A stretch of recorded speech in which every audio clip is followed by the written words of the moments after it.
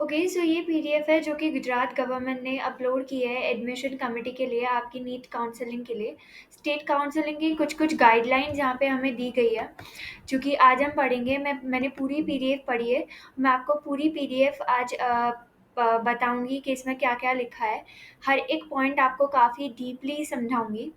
So now let's start. सबसे पहले तो यहाँ पे तो ये फर्स्ट और सेकंड पॉइंट में इंस्ट्रक्शन दी गई है कि ये गवर्नमेंट की गाइडलाइंस है, इन्हें हमें ध्यान रखना है। अभी एक ये पॉइंट है जो कि काफ़ी इम्पोर्टेंट है।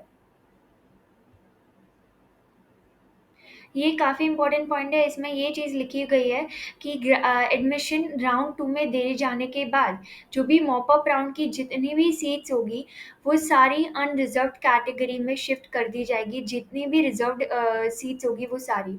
कोई भी रिज़र्व सीट्स होगी नहीं। अभी जितने भी स्टूडेंट्स मॉप अप राउंड में या फिर round 3, round 4 stay vacancy round में पार्टिसिपेट करेंगे, उनको नॉर्मल कैंडिडेट्स की तरह पार्टिसिपेट करना होगा, कोई भी रिज़र्वेशन नहीं होगा। अभी बात करते हैं थर्ड पॉइंट में हमें बताया गया है कि 4 राउंड्स होंगे। राउंड 1 जैसा कि हम जानते हैं, round 2 mop up round which is round 3 और round 4 which is stay vacancy round. ये 4 राउंड्स होंगे और ये 4 राउंड्स पे हमें गाइडलाइंस दी गई है। अगर पहले राउंड की बात करें, तो पहला round is main counselling registration process होती है, जिसमें आपको एक नॉन रिफंडेबल रजिस्ट्रेशन फ़ी पे करनी है। मैंने इस पूरे काउंसलिंग प्रोसेस के लिए एक अलग से वीडियो बनाई है, मैं यहाँ पे आपको वीडियो दे दूँगी, लिंक दे दूँगी। आप वो लिंक एक बार देख लेना, पूरी काउंसलिंग प्रोसेस समझ लेना। तो उसमें मैंने आपको बताया था कि एक नॉन रिफंडेबल रजिस्ट्रेशन फ़ी पे करनी है और एक रिफंडेबल सिक्योरिटी डिपॉज़िट पे करनी है, जो कि अगर आपने कॉलेज में एडमिशन ले लिया, उसके बाद आपको वो सिक्योरिटी डिपॉज़िट वापस मिल जाएगी। ये बस एज़ अ गारंटी आपको थोड़े टाइम के लिए पे करनी होती है। उसके बाद आपको चॉइस फिलिंग के आपके पास चांसेस होंगे, आपको अपने चॉइस फिल करनी है प्रायोरिटी वाइज़। फिर सीट अलॉटमेंट का प्रोसेस होगा, उसके बाद रिज़ल्ट आएगा राउंड 1 का। राउंड 1 के आने के बाद अगर आपको अपनी मनपसंद कॉलेज मिल गई है, तो आपको कॉलेज पे जाके रिपोर्ट करना है और एडमिशन ले लेना है। अभी बारी आती है कि जिनको राउंड 1 में सीट मिली नहीं है, या फिर उनको जो सीट मिली है उनको वो चाहिए नहीं और उनको राउंड 2 में जाना है, तो उनको एक ऑनलाइन कंसेंट देना होगा वेबसाइट पे, वहाँ पे जाके राउंड 2 में पार्टिसिपेट करना होगा। लेकिन राउंड 2 में पार्टिसिपेट करते टाइम जो स्टूडेंट्स ने already fresh registration I mean round 1 में रजिस्ट्रेशन किया है, उनको राउंड 2 में वापस रजिस्टर करने की ज़रूरत नहीं है। ये चीज़ यहाँ पर इस वाले पॉइंट में लिखी गई है। लेकिन यहाँ पे एक ये भी चीज़ लिखी गई है कि जिन-जिन स्टूडेंट्स ने राउंड 1 में पार्टिसिपेट नहीं किया या फिर रजिस्टर नहीं किया, उन लोगों के लिए फ्रेश रजिस्ट्रेशन राउंड 2 में होगा। अगर आप किसी रीज़न की वजह से अगर आप राउंड 1 में रजिस्टर नहीं कर पाए, तो आप फ्रेश रजिस्ट्रेशन सीधा राउंड 2 में कर सकते हो, ठीक है? अभी फिर राउंड 2 में भी फ्रेश चॉइस फिलिंग होगी। राउंड 2 में भी फिर उसका रिज़ल्ट आएगा, फिर आपको कॉलेज मिल गई तो आपको वहाँ पे जाके रिपोर्ट करना है आपकी कॉलेज पे। लेकिन यहाँ पे एक और इम्पोर्टेंट चीज़ आती है, ये काफ़ी इम्पोर्टेंट चीज़ है, एफ पॉइंट काफ़ी इम्पोर्टेंट लिखा हुआ है यहाँ पर। यहाँ पर ये चीज़ लिखी गई है कि अगर आप जिन-जिन स्टूडेंट्स को एमबीबीएस या फिर बीडीएस में राउंड 2 में सीट्स मिल चुकी है और उन लोगों ने जॉइन कर लिया है स्टेट काउंसलिंग के थ्रू या फिर एआईक्यू काउंसलिंग के थ्रू, किसी के भी थ्रू अगर आपने राउंड 2 में सीट्स ले ली है, तो उसके बाद आप आगे के जो भी राउंड 3 या राउंड 4 होंगे, स्टेट कोटा या फिर एआईक्यू काउंसलिंग के, आप उसमें बैठने के लिए एलिजिबल नहीं होंगे। तो हमें ध्यान से सोच के रखना है कि हमें राउंड 2 की सीट चाहिए या नहीं चाहिए, क्योंकि एक बार ले ली उसके बाद हम फर्दर राउंड्स के लिए एलिजिबल नहीं होंगे। ये काफ़ी इम्पोर्टेंट पॉइंट था, काफ़ी इम्पोर्टेंट पॉइंट। अभी राउंड 3 की बात करते हैं। राउंड 3 यानी कि मॉप अप राउंड पे भी जिन-जिन स्टूडेंट्स को राउंड 1 या फिर राउंड 2 में सीट अलॉट नहीं की गई है, उनको वापस रजिस्टर करने की ज़रूरत नहीं है। मॉप अप राउंड में भी आपकी वापस फ्रेश चॉइस फिलिंग होगी, आपको वापस अपनी चॉइस फिलिंग करनी होगी। उसके बाद मॉप अप राउंड की वेबसाइट पे रिजल्ट आएगी। उसके बाद आपको जो भी कॉलेजेस मिली है आपको वहाँ पे जाके रिपोर्ट करना है। राउंड 3 में इतनी कुछ ज़्यादा अपडेट्स नहीं थी, इसे कॉमन प्रोसेस है जो कि राउंड 1 और राउंड 2 में करी जाती है। अभी मेन ये आता है स्टे वैकेंसी राउंड। यहाँ पे स्टूडेंट्स को काफ़ी डाउट्स होते हैं। स्टे वैकेंसी राउंड में बात करें तो रिफ्रेश रजिस्ट्रेशन नहीं अलाउड है। जैसे कि आप फ्रेश रजिस्ट्रेशन राउंड 1 में कर सकते थे, आप राउंड 2 में कर सकते थे और आप राउंड 3 में कर सकते थे। लेकिन फ्रेश रजिस्ट्रेशन राउंड 4 यानी कि स्टे वैकेंसी राउंड में अलाउड नहीं है। अगर आपको फॉर एन एग्जाम्पल किसी भी सीट नहीं मिली है और आप सीधा स्टे वैकेंसी राउंड में आ गए, तो उन्हीं स्टूडेंट्स को सिर्फ स्टे वैकेंसी राउंड में बैठने को अलाउड है जिन्होंने मॉप अप राउंड तक रजिस्टर किया हुआ है। अभी स्टे वैकेंसी राउंड या तो ऑनलाइन हो सकता है या तो ऑफलाइन हो सकता है। इसमें भी अगर ऑनलाइन हुआ तो वही सेम प्रोसेस है जो अब तक हम राउंड 3 तक करते आ रहे थे। फ्रेश चॉइस फिलिंग होगी, उसके बाद ऑनलाइन कंसेंट देना है और पार्टिसिपेट करना है, दैट्स इट। लेकिन अगर यहाँ पे एक नई चीज़ है, यही एक राउंड है जो अगर ऑफलाइन हुआ, तो ऑफलाइन में आपको जो भी जगह, डेट, टाइम बताई जाएगी, आपको उस मोमेंट पे वहाँ पे आना पड़ेगा। स्टेट की किसी भी जगह पे आपको वो प्लेस रखी जा सकती है जहाँ पे काउंसलिंग होगी। आपको वहाँ पे आके बैठना होगा, तभी आप स्टे वैकेंसी राउंड की काउंसलिंग के लिए एलिजिबल होंगे। अभी थर्ड पॉइंट आता है।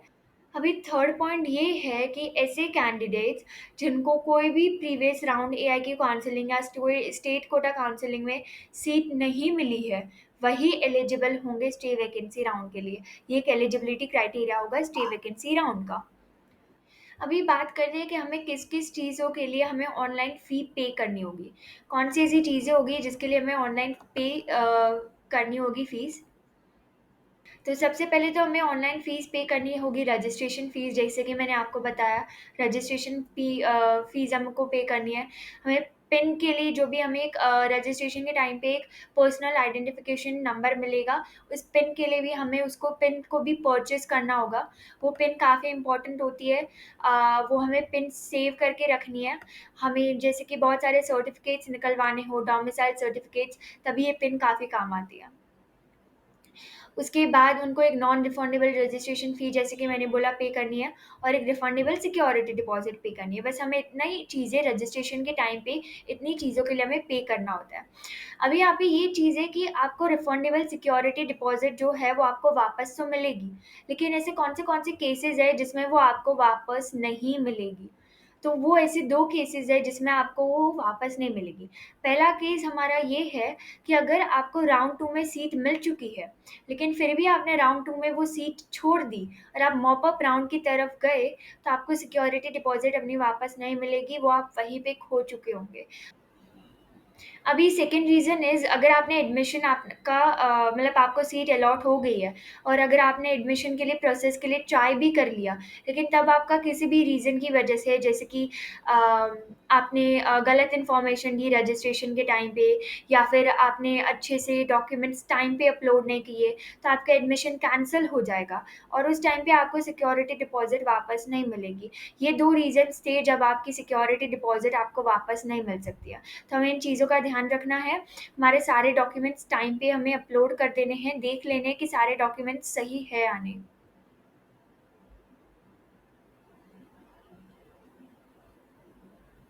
अभी रजिस्ट्रेशन के बाद, अगर आपने रजिस्ट्रेशन टाइम चला गया, उसके बाद अगर आपने रजिस्टर नहीं किया तब तक, तो उसके बाद कोई भी रीज़न गवर्नमेंट नहीं सुनेगी, आपको अलाउड नहीं किया जाएगा रजिस्टर करने के लिए। ये चीज़ यहाँ पर लिखी गई है और ये काफ़ी इम्पोर्टेंट चीज़ है।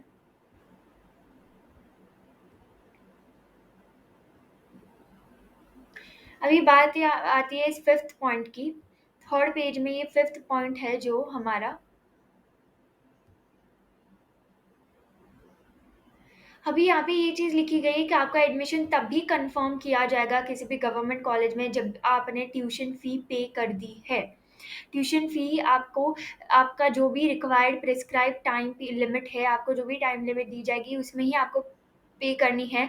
अगर वो टाइम लिमिट चला गया, तो उसके बाद आपको जो भी एडमिशन के लिए आपको चांस मिला था वो आपका कैंसल हो जाएगा। ठीक है? तो हमें एडमिशन टाइम टू टाइम ले लेना है और फीस भी हमें टाइम टू टाइम पे कर देनी है। अभी यहाँ पर बारी आती है रीएडजस्टमेंट या तो रीशफलिंग वाले राउंड की। रीएडजस्टमेंट और रीशफलिंग वाला राउंड तब होता है जब भी गवर्नमेंट के पास बहुत सारी वैकेंट सीट्स अवेलेबल होती है। अगर आपके पास बहुत सारी अभी गवर्नमेंट के पास बहुत सारी खाली सीट्स होंगी, अभी बहुत सारी सीट्स बची होती है, तभी वो रीएडजस्टमेंट और रीशफलिंग वाला राउंड रखते हैं, जिसमें आपके पास चांस होता है कि आप अपनी चॉइसेस रीशफल कर सकते हो, सीट्स बदल सकते हो एक कॉलेज से दूसरे कॉलेज। अगर ये रीशफलिंग वाला प्रोसेस होता है तो आप अपनी चॉइसेस सिर्फ अपग्रेड कर सकते हो।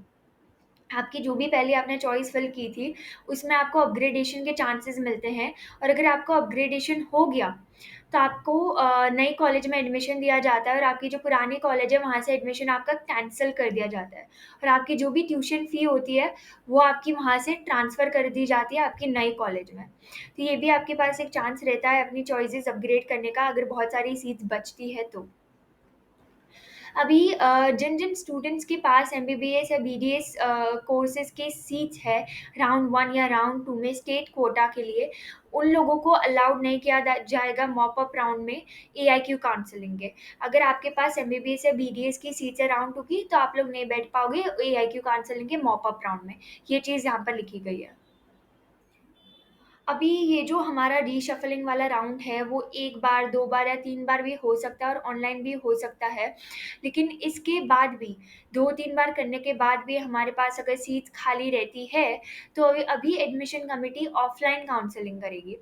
किसी ऑफ़लाइन जगह पे जाके, किसी भी जगह पे जाके ऑफ़लाइन काउंसलिंग होगी, आपको वहाँ पे जाना होगा। लेकिन उसके बाद जिन-जिन स्टूडेंट्स ने ऑलरेडी अपग्रेडेशन अपनी सीट्स का करवा लिया है, उनको अलाउड नहीं किया जाएगा, जिन स्टूडेंट्स ने ऑनलाइन काउंसलिंग में अपना अपग्रेडेशन करवा दिया गया है, अभी उनको चांस नहीं मिलेगा कि वो ऑफलाइन काउंसलिंग में अपनी सीट्स अपडेट करवाएँ। अभी दूसरे स्टूडेंट्स जो भी रिज़र्व्ड या फिर अनरिज़र्व्ड कैटेगरी दोनों स्टूडेंट्स हैं, उन सारे स्टूडेंट्स को चांस मिलेगा कि अभी वो ऑफलाइन काउंसलिंग में आके अपनी सीट्स अपग्रेड करवा सकें। ठीक है? अब ये लास्ट पेज है हमारा। अभी ये चीज़ है कि जो भी अगर ये ऑफ़लाइन काउंसलिंग हुई रीशफ़लिंग की, तभी कोई भी रिज़र्वेशन नहीं होगा। जो भी हमारे रिज़र्व्ड कैटेगरी के सीट्स होती है, PWD, NRI, SC, ST, OBC, EWS, उन सारे स्टूडेंट्स के पास कोई रिज़र्वेशन नहीं होगा। आपको as a normal candidate general category में ही एडमिशन लेना होगा। अगर आपको इसमें मिल गया तो ठीक है, नहीं मिला तो ठीक है, कोई भी रिज़र्वेशन आपके लिए नहीं होगा। और सेकंड राउंड के बाद भी जो भी सीट्स बचती है, उसमें भी कोई भी रिज़र्वेशन नहीं होगा, ये भी चीज़ मैंने आपको पहले ही बता दी।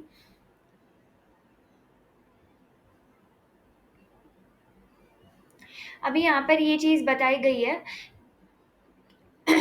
फर्स्ट पॉइंट मैंने आपको ऑलरेडी बता दिया है, और सेकंड पॉइंट में ये चीज़ बताई है कि आपका कोई भी रीज़न हुआ और आपने अगर एडमिशन अपना विथड्रॉ करवा लिया, अगर आपने अपना एडमिशन कैंसल करवा दिया गया, तो आपको एक लिख के कंसेंट देना होगा एडमिशन कमिटी को कि आपने ऐसा क्यों किया विथ रीज़न, और उसके बाद आपको एक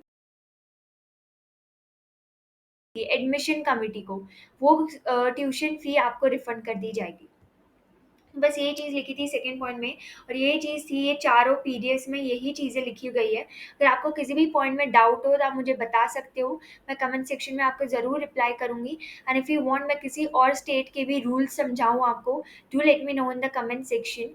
and thank you for watching this video and see you in the next video.